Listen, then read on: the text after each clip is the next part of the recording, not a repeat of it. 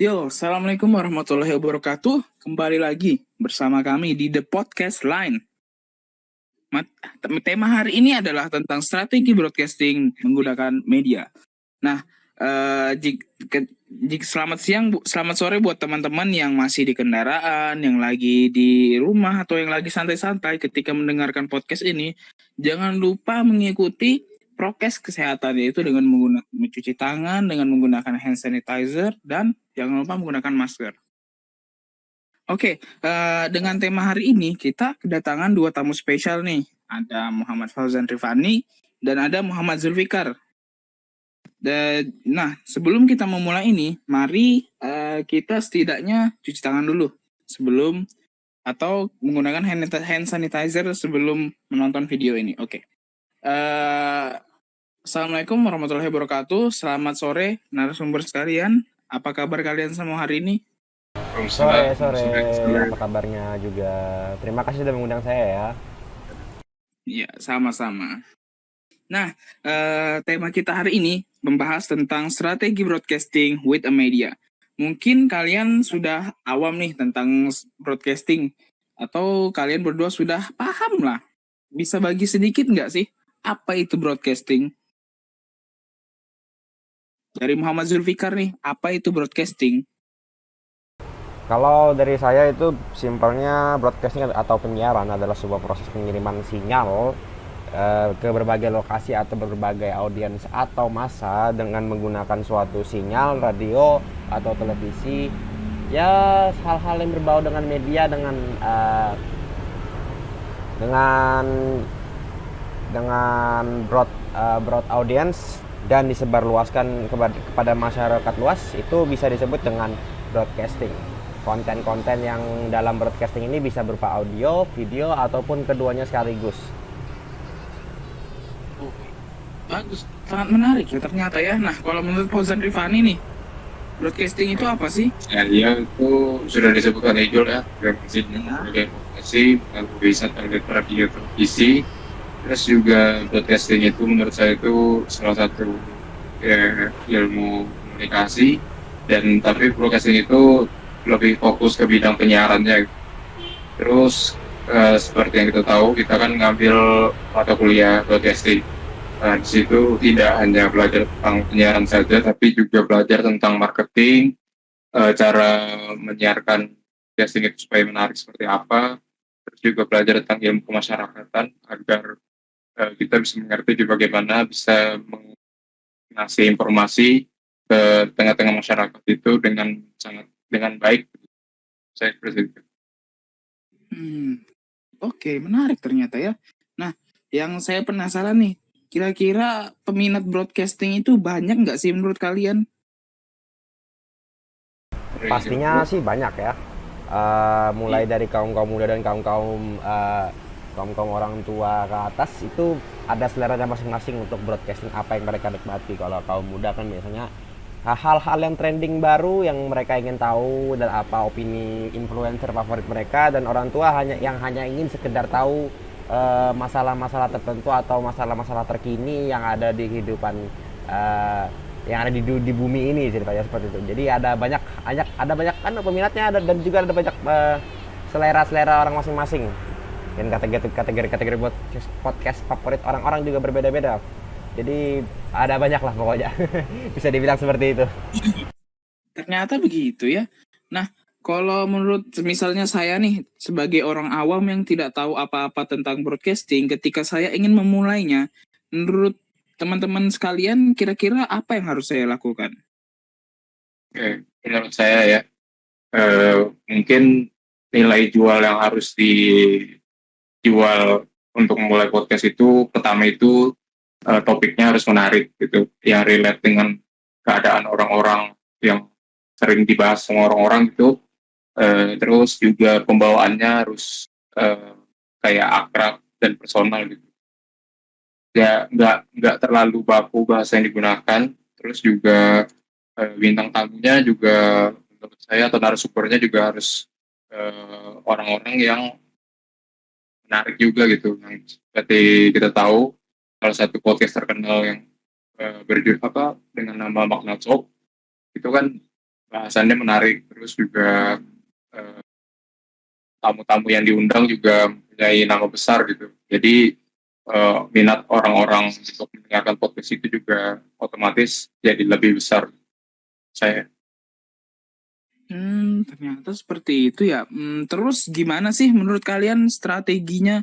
Gimana buat mengattract atau menginginkan orang-orang tuh buat menonton di channel kita gitu? Menurut kalian gimana? Kalau dari saya dulu ya, Mas Fauzana izin nyelutup dulu ya. Mohon maaf loh nih ya. Tapi kalau dari saya langsung ya, yang paling penting itu bukan hal yang kalian ingin bahas ataupun alat-alat yang kalian ingin gunakan untuk membantu podcast kalian, bukan. Tapi yang pertama yang harus penting dilakukan itu adalah ketahuilah audiens dan ketahuilah masa-masa yang kalian broadcast tuh gitu, seperti itu. Karena pada hakikatnya kalau kita mengetahui apa yang penonton inginkan, itu pasti mudah jalannya untuk bagi kita uh, untuk menentukan suatu hal atau suatu topik yang ingin dibahas dalam sebuah podcast. Nah, yang jadi masalah itu ya pasti selalu yang jadi masalah itu ya, adakah penonton yang ingin menonton kita? Masalahnya selalu itu kan. Ya awalilah dengan self promote dulu untuk mencari penonton utama, dan jangan lupa selalu ramah dan selalu berbagi. Itu biasanya cara yang mujur untuk mencari sebuah penonton untuk menonton channel kita. Kalau dari saya itu.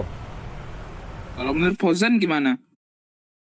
Menurut saya itu dalam mengkomunikasikan informasi atau broadcasting itu harus kan memiliki pengaruh besar nih untuk disebarkan ke masyarakat yang luas.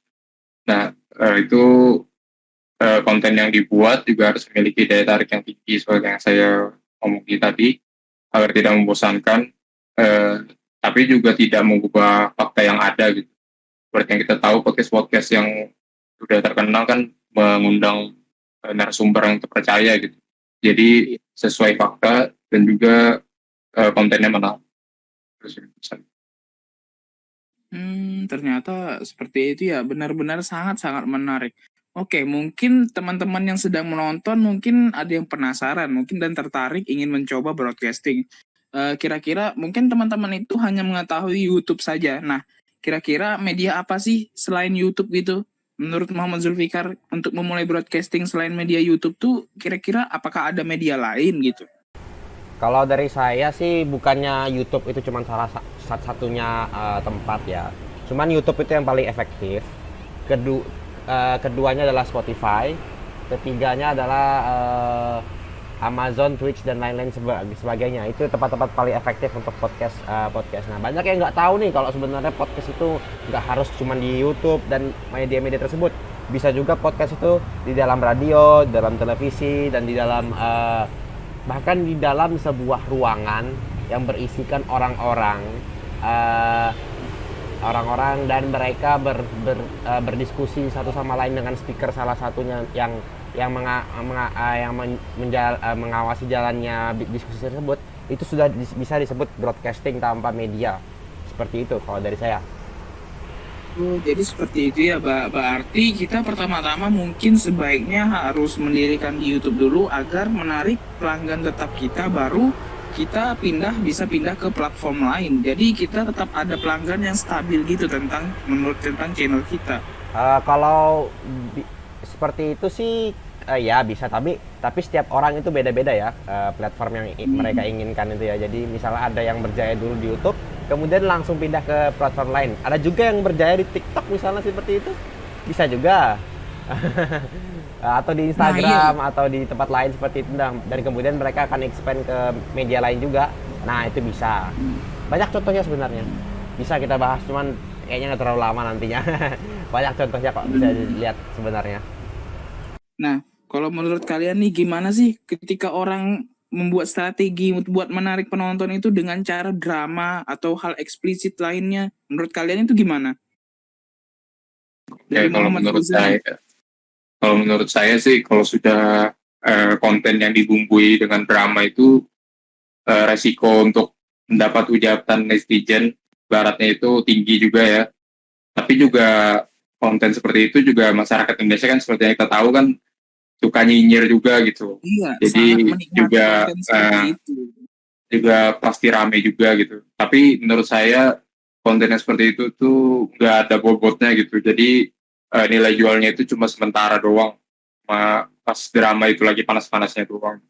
Kalau sudah tidak apa, wah netizen itu nggak peduli lagi kan sudah nggak nggak rame lagi gitu. Yang konten yang disampaikan itu saya. Jadi bagusnya itu ya sesuai fakta dan juga narasumbernya juga orang-orang yang punya nama baik lah gitu. Nah, kalau menurut Muhammad Zulfikar gimana? Tentang konten yang berbau settingan atau drama atau eksplisit atau lainnya? Hal tersebut tidak bisa dihindari ya, itu ketetapan alam sudah. Pasti ada orang yang ingin memanfaatkan ke sebuah kelemahan sistem, pasti ada. Jadinya kita tidak bisa berapa-apa selain menyebarkan awareness kalau hal-hal tersebut itu tidak ada manfaatnya. Simpelnya seperti itu kalau dari saya. Kalau kita mau bahas lebih jauh lagi, banyak kasus dan lain-lain sebagainya, itu bakal terlalu lama ya. Jadi saya ambil kasus saja satu. Saya ambil kasus satu aja untuk konten-konten settingan tersebut. Pasti ada ya yang menikmatinya, cuman nggak semuanya. Nah, kalau settingan tersebut kan banyak bohongnya biasanya. Nah, itu yang saya khawatirkan kalau untuk settingan ya. Jadi saya harap untuk para penikmat settingan untuk selalu berhati-hati. Walaupun kalian menikmatinya, tetap berhati-hati ya. Jangan lupa untuk mengawasi apakah konten tersebut benar atau tidak, dan fakta yang diberikan oleh konten tersebut benar atau tidak. Itu saja kalau dari saya. Oke, terima kasih. Mungkin kira-kira ini satu pertanyaan terakhir nih. Nah, kan sekarang mungkin lagi pandemi, orang-orang lagi kesulitan finansial. Nah, mungkin apakah broadcasting ini bisa menjadi sumber finansial bagi kita semua? Menurut kalian gimana? Kalau dari saya pribadi sih nggak kita semua, pastinya nggak kita semua. Pasti ada yang gagal, ada yang berhasil. Simpelnya sih seperti itu. Karena untuk memulai dunia podcast ini nggak murah ya, nggak mudah dan tidak murah juga sebenarnya. Banyak hal yang harus diperhatikan dan banyak hal yang harus dikorbankan untuk memulai bisnis. Bukan ya bisnis sebenarnya, bisnis ya, kita bisa bilang bisnis sebenarnya. Bisnis broadcasting seperti ini nih, banyak hal juga yang harus dikerjakan gitu dah. Kurang lebih kayak kita investasi sebenarnya, investasi waktu, investasi dana, dan investasi tenaga. Apakah ini akan berhasil? Kita tidak akan tahu. Kita semua tidak akan tahu kalau kita mencobanya masing-masing. Dan tidak akan kita semua ini bakal sukses dalam menjalaninya. Kita tidak tahu, hanya Allah dan kehendaknya yang akan memberitahu dan akan memberi hasil untuk jerih payah kita semua. Syukurilah apa yang ada. Namun kalau kalian ingin mencoba dan mungkin kelebihan dana gitu kan, mungkin ada banyak waktu free time, kalian bisa mencobanya. Kalau misalnya kalian gagal di tengah jalan, it's okay. Tambah pengalaman lah, lumayan seperti itu kan ya. Lumayan untuk latihan public speaking dan lain-lain sebagainya. Ya, itu kalau itu dari saya. Kalau menurut Fauzan nih, gimana? Tentang orang-orang kalau dari kita yang kepengen nih buat menambah keuangan atau finansial kita dengan broadcasting. Saya pikir sih mungkin terjadi ya. Apalagi kalau konten itu dikemas secara baik dan proper gitu. Audiens yang didapat juga semakin berkembang gitu kan. Atau pembahasan kita itu viral gitu di media sosial. Karena konten yang bagus dan juga menginspirasi misalnya kan. Nah, itu mungkin juga menarik perhatian investor gitu. Kayak, oh ini podcastnya bisa berkembang dengan baik nih gitu. Jadi ya investor itu investasikan uang mereka ke podcast itu, terus juga misalnya ada yang ingin paid promote gitu kan ke podcast kita buat di shout out atau diiklankan, juga bisa mendapatkan pundi-pundi uang lah dari situ. Terus juga misalnya kan ada podcast ini yang menjual merchandise gitu seperti baju atau merchandise lainnya gitu, juga bisa menghasilkan uang dari situ. Dan juga langkah awalnya itu tadi, kontennya dikemas dengan baik, narasumbernya juga dipilih dengan teliti, terus juga pembawaannya juga nggak bikin orang cepat bosan gitu. Itu sih menurut saya. Nah, benar.